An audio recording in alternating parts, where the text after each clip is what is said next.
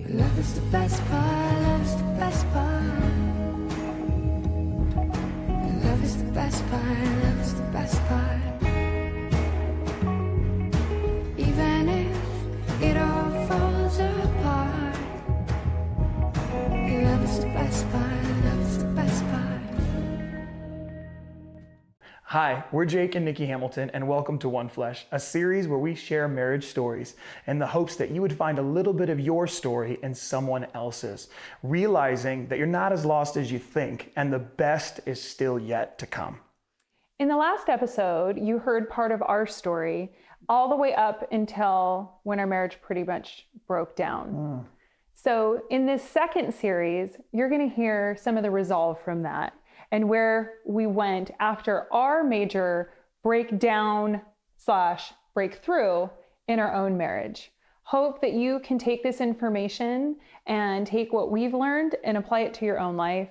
And maybe in a little way, you can find some of your own story, some of your own healing, and hopefully some of your own hope that the best is yet to come. Your love is the best part, love is the best part.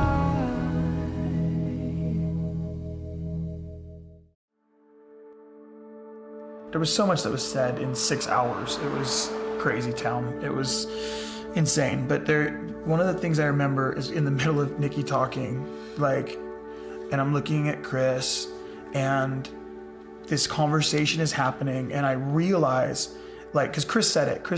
He said, you're just lucky that there was no affair, there was nothing extramarital. He said, because that would be a completely different conversation. This would be a completely different story as of right now. But then in the midst of that, it felt like the presence, it makes me sound way more spiritual than I really am. I'm just telling you what I experienced. But it was very much like this encounter where I remember writing about it and telling Nikki that it was like, I sat there and said, God, I just want to say thank you. I have to say thank you so much that this is happening right now. The whole thing, not just the not affair, that there was no affair, there was no anything else, there's no tons of pornography, there's no this or that. It was just relational mess that was just real. I just remember being so grateful that this conversation was happening, because I knew in that moment that this was an opportunity to change something that I couldn't change any other way. Chris said 2 major things that really stuck with me the whole time. First is he looked at me, he said, you wanna know what your problem is? And I was like, what? And he goes, you are ridiculously selfish. And only a dad can say something that direct and could be potentially hurtful, and yet it come across with so much love that you're like, oh my God, you're so right. I didn't even recognize that was being selfish, because I thought I was including everyone. How can I include everyone and it's selfish? And it was like, in that moment, it was like, oh my God, pretty much everything I'm doing is selfish. And the other thing he said was, and I don't know if he said it there in the hallway later, because I ran into him again, but he said, where you are currently, you can't fix your marriage, but you can fix you. And if you fix you, you can become lovable again. And then maybe Nikki will fall in love with you. The same man she fell in love with 7 years ago, she'll fall in love with again. And then you can work on your marriage. And it was like, I had never heard that before. Every marriage book I've ever read is how to fix your marriage, and 5 steps to a great marriage, and 15 marriage starter conversation, and your devotional marriage Bible starter kit study, and instead it was like he gave such clarity to the fact that no, your marriage actually begins with 2 people, and one of those people, you, is seriously jacked up. And forget how you got there. The fact is, are you gonna fix it? Go get counseling and fix you. Get a real counselor who's real good and fix you. And I told Jake, you know what? Really, you can go out and have affairs. I'm serious. I'm 100% serious. Go sleep with any woman you want. I'm that done. There's nothing you could do to hurt me. Really, go try. Go ahead. It won't hurt me because I'm that completely done. There's nothing left inside of me. I have drained out every bit of hurt inside of me. I'm done. And I really was, like, I was surprisingly done. I'm not going to leave. I'm not going to take your kids from you. I'm not going to be mean. I'll be a very nice, courteous wife, and I'll do whatever you need me to do. I'm dead inside when it comes to me and you. Like, there's nothing you can do. Nothing. We're completely over. Yeah, it was terrible. And it was the most terrible moment of my entire life. 100%. Because I'm sorry, but it was like, because for me, it was like, men are naturally fixers. Like, you want to fix stuff. You want to do, what do I do? And when there was like, that was it. It was done. There wasn't like a do. There wasn't a fix. There wasn't a step one. It was like the Lord literally going like, this could take the rest of my life to repair. And was I even willing to, like, if it could be repaired, it would take, like, because I didn't even know if that was possible. But if I could, it would take the rest of my life. And honestly, that's what I deserved, because I had hurt her heart that much. There's a hopelessness that's like so ridiculously overwhelming of like, no, I did that. Like, she's not wrong. I did that. You can argue and try to justify, well, I did it because of this, and well, my brokenness here, well, it's just real. That was it. So I was sitting in the hallway going like, oh my God, like what do you do? That was really the question. I don't know how other way to put it. Like, what do you do? Like, oh, because on the other end, I'm going like, what? Okay, we're still in Chicago. We're not even at home. We're not like, it's not like, okay, well, we're at home. Like, you go to your bedroom and I'll kind of like mosey around the house or something, or like try to whatever. We're in Chicago in like one of the largest, most important conferences in like, that's happened in a long time. Like, this is a significant moment, like in everyone's life. But it was like this, it was a weird swirl of like craziness. And we're like, she gets up, or I was sitting in the hall and Chris Valentin, I'm on my phone because I was like, I was trying to figure out what I needed to counsel or what I needed to do, like in terms of schedule, because I'm like, I'm not going anywhere. This is just insane, you know? You don't just pick up and like, oh, well, I have a trip in the next few days, so I'm out, you know? And Chris Valentin, you know, of course, comes back into the hall as the Lord would have it. And he goes, I sure hope you're not planning on going home. And I was like, no, I'm not planning on going home. I'm just trying to figure out what I'm supposed to do next. And he said, go get counseling. Find a good counselor and get counseling. You need help. Thank you so much. And he said, there's two things that would be immaturity right now. Give up your calling or give up your marriage. Either one is complete immaturity. He said, it's immaturity because God has obviously called you. You're obviously anointed. You're obviously gifted. So to give that up would be immaturity. To give up your marriage, that would be immaturity too, because you just be walking away from a woman who obviously loves you. She wouldn't be as frustrated as she is today if she didn't love you. So she's obviously frustrated because she loves you, and you just are doing a very terrible job. And so don't give up your marriage and don't give up your calling. Figure out how to tell your wife that she has your heart and fulfill what God's called you to do. And you have to figure out how to do both. And I was like, okay. But I had one step, which is go get counseling. And so we come home in awkward fashion.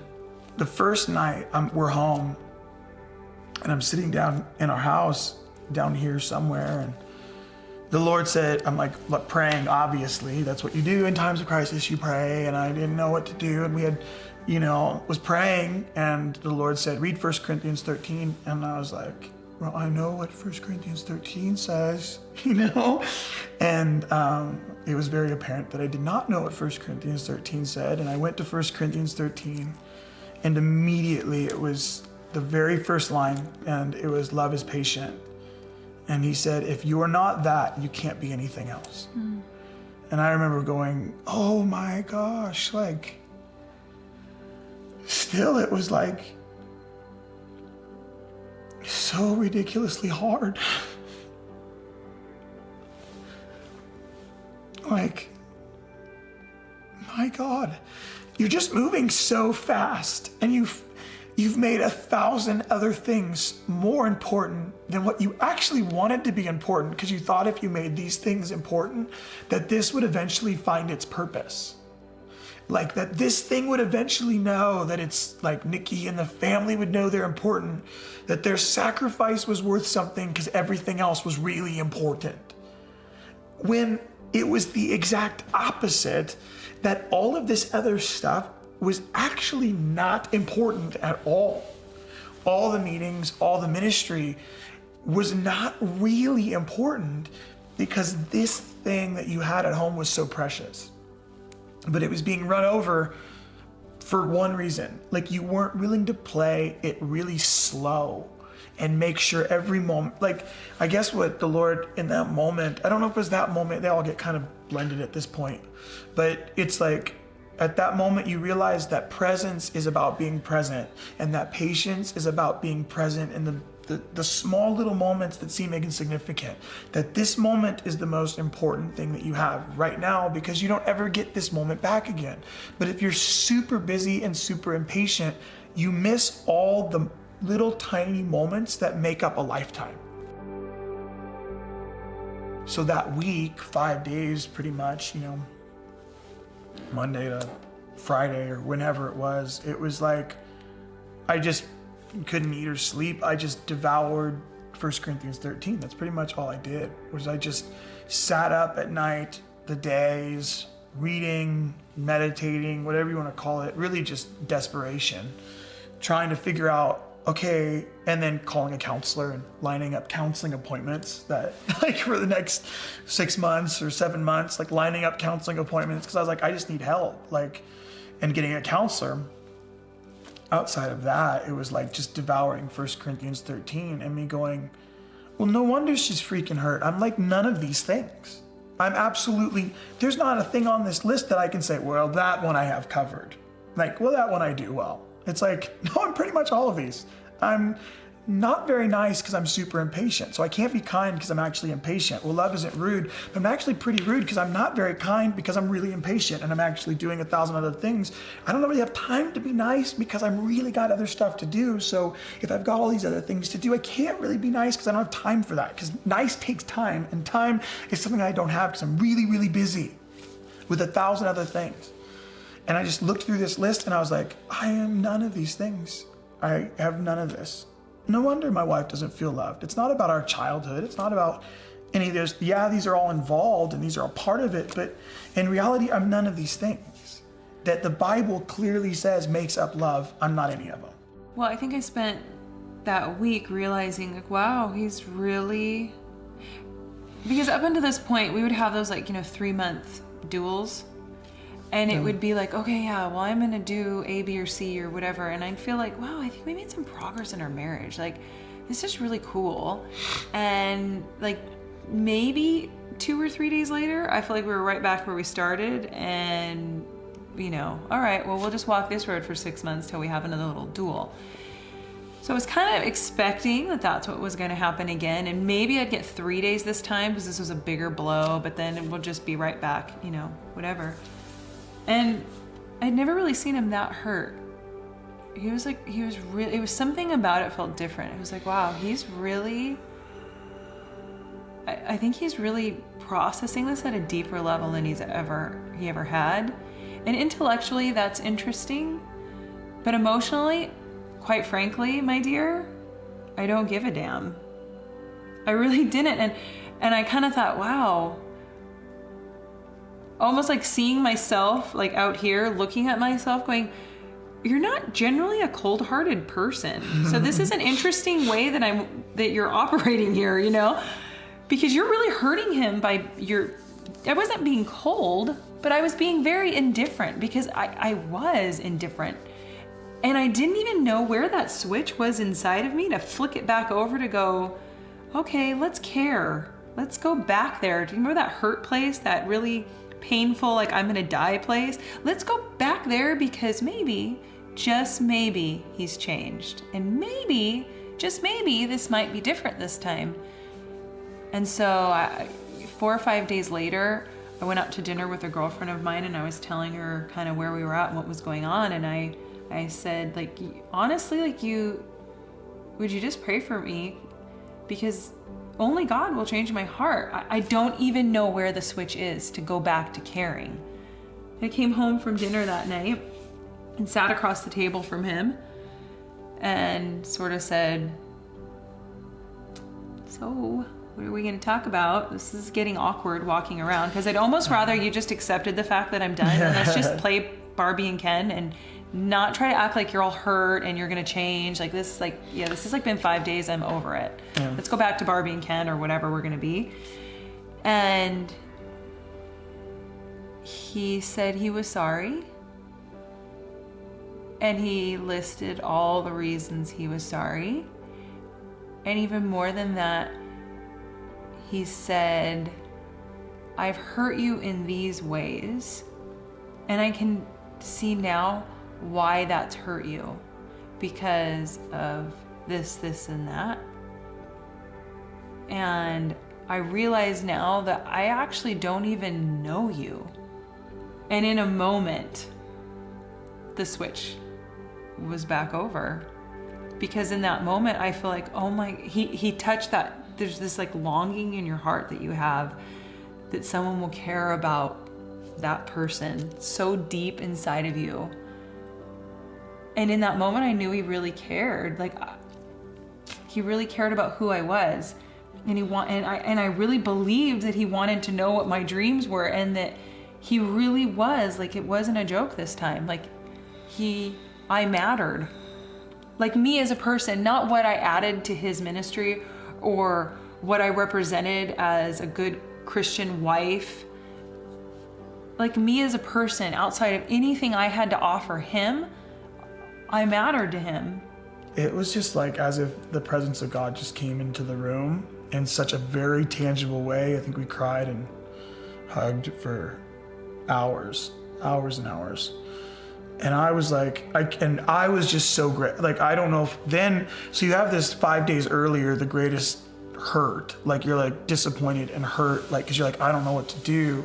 And then 5 days later, this, like, the resurrection of Jesus is what it felt like, where it's like, it's like this thing you thought could never be possible. And then it's possible, you know? And that was like what was so insane about it. So we had this week that turned into a month, turned into a few months of really taking some very intentional time to get to, like, know each other on a deep level, like just sitting in a room, no more TV, and we just poured out our guts to one another in a lot of ways. No more distractions. And yeah, like being very present and feeling him be present for the first time really ever. Like, he was there. He was actually there with me and there with our kids, and it just felt very present. And I had to, and really through the grace of God, I was able to, in small measures,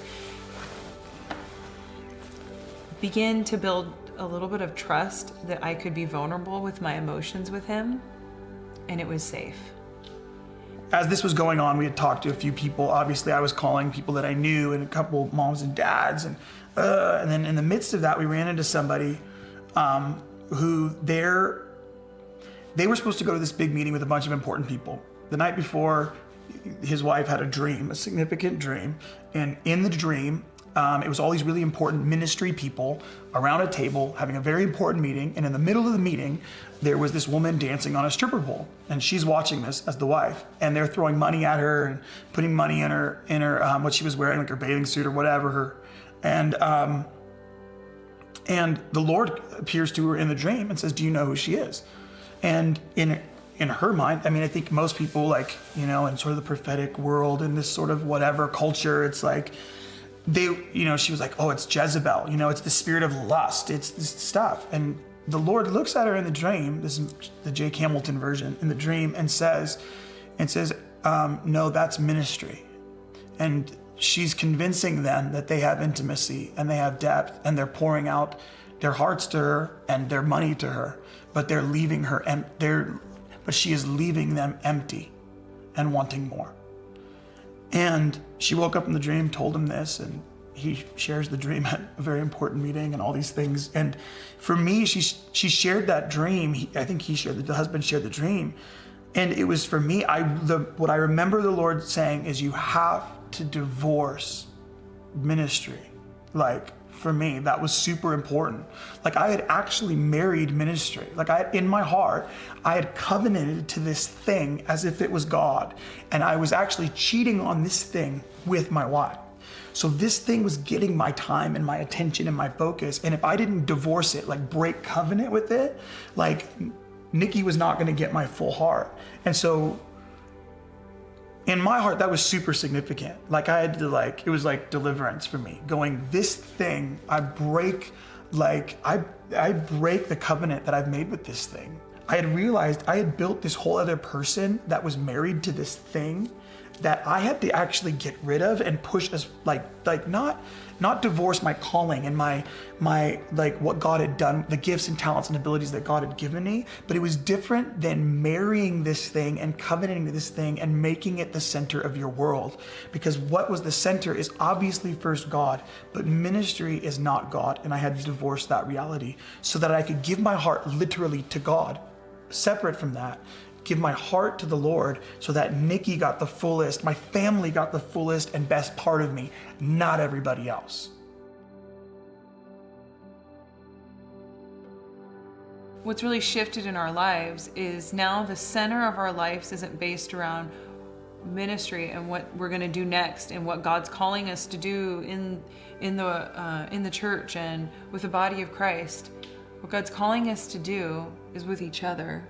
The reality of the idea that we actually could become one. Like, not just best friends, not just husband and wife, but that we could become of one flesh became a real, tangible thing to me. That's good. That I actually completely believe is possible.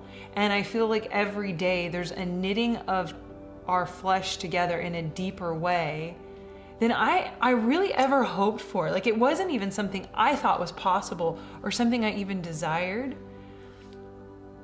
But now I believe it, and I see it, and I feel it, and I'm experiencing it. The beauty of trying to figure that out with one another with intentionality, not like, okay, well, we'll figure that out later at our next thing. And well, okay, we'll get to that later. Like, no, in every circumstance, taking the time to kind of navigate it together, honestly, it's made it a lot more fun.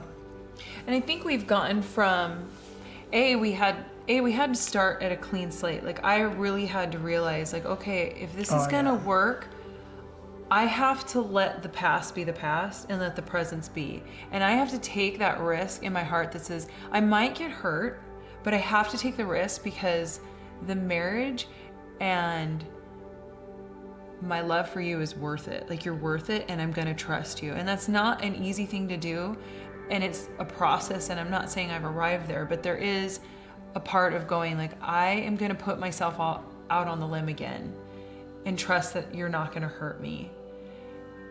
And along with that, now instead of every 6 months having a major blowout or going hey, we need to have a marriage talk. Where are we?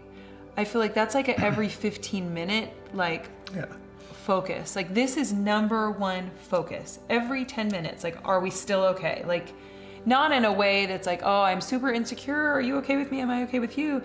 But in a way of, this is top priority. It's the most important thing we have, is making sure that this connection is here and we're still on point with one another. The center of everything we're doing right now, and the reason we're doing any of this stuff that we're doing now, and the reason that, and what happened to us is what Nikki said, we're trying to learn how to become one flesh. And we believe that what God has joined together, no man can tear apart. And the reality is that God joined us together, not man. We didn't get married when we decided to sign some paperwork that the government agreed that we're married. When we said yes to each other, something in the spirit happened that was a covenant that goes into eternity and affects the entire planet forever. It affects generational lines. It affects families of families of families of families. And all we're trying to do in the midst of this thing, every 15 minutes, every 20 minutes, over the course of our life right now, we're trying to figure out, what does it actually look like to become one flesh? It's not a side note. It's not a nice Bible topic. It's not a book title. It's not the title of anything. It's what we're actually trying to do. And that's what we're trying to navigate, is how do we become one flesh? And I think before maybe we would say, oh yeah, we want to work on our marriage, because you kind of have to have a solid marriage to accomplish this other goal over here. Where now this is the goal. Like, this is it. Like, everything else comes second to this as a goal. Yeah, and it's that going from here to here is the world. That's the difference. It has to go from, that is a great idea, we should really do that, to like, now it's literally what Nikki said, it's become this is the goal. Like, there's not, everything else is really secondary. If none of that happens, that's actually okay, it's great. How is this doing? We're good? Oh, awesome. We could live in a cardboard box, and as long as, if this is good, everything else works, because we have this. You can't take this away, because what God has joined together, no one can take away. Like, God actually did it, not us. Like, in the living room, when everything shifted, and when in the hotel room with Chris, when all this stuff happened, it was God, not man, it was God. And now we're just trying to navigate how we live this out for 50, 60, 70 years, not 10 minutes. We want to live this out for the rest of our lives and really let other people know it's possible too. So I feel like that's the goal. Love is the best part, love is the best part.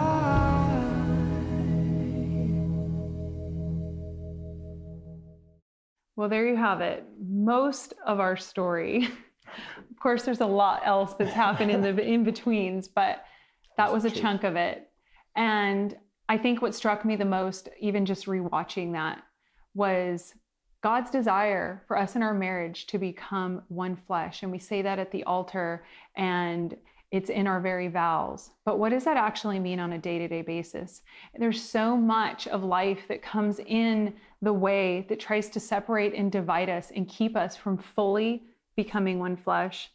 And so right now, I just want to pray for your marriage, that you would be able to put away all the distractions and fully become one.